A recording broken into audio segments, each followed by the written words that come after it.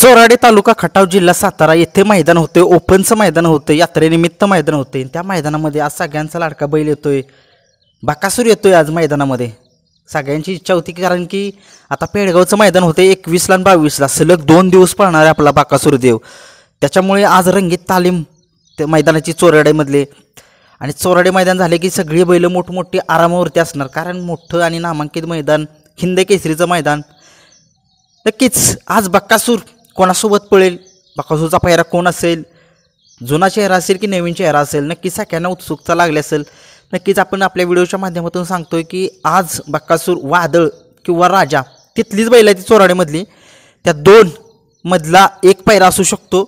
कारण आज चोराडेच्या मैदानात टॉपचे पैरे नसणार, कारण सगळे फिक्स पैरे झालेले आहेत।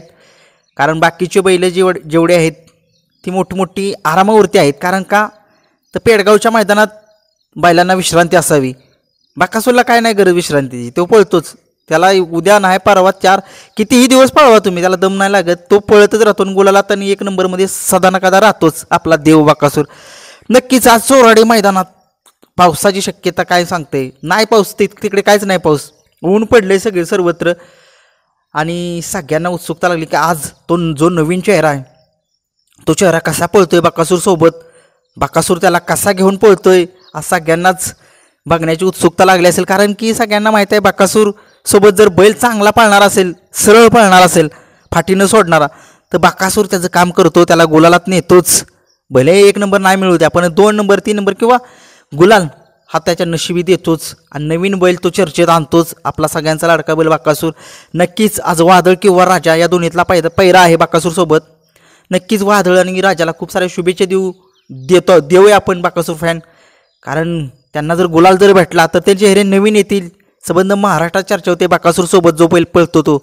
कारण बकासूरचं माहिती आहे सगळ्यांना, रेकॉर्ड दशम हिंद केसरीचा आहे, रुस्तम हिंद केसरीचा किताब आहे, आणि 11 वेळा हिंद केसरी झाला असता। परंतु पुसेगावमध्ये बघितलं तुम्ही, थोडंसं गाडी आपली फॉल झाली, त्याच्यामुळे आपल्याला निकाल नाही देण्यात आला। परंतु असू द्या, खेळात हार जीत चालते राहते, मी वारंवार सांगतो।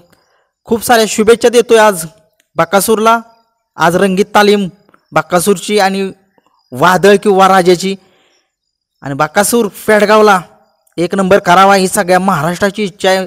अगदी राहुल भाई यांनी स्वतः सांगितले की बकासूरने हॅट्रिक करावी, कारण बकासूरचं रेकॉर्ड मोडणं असंभव आहे, असंभव।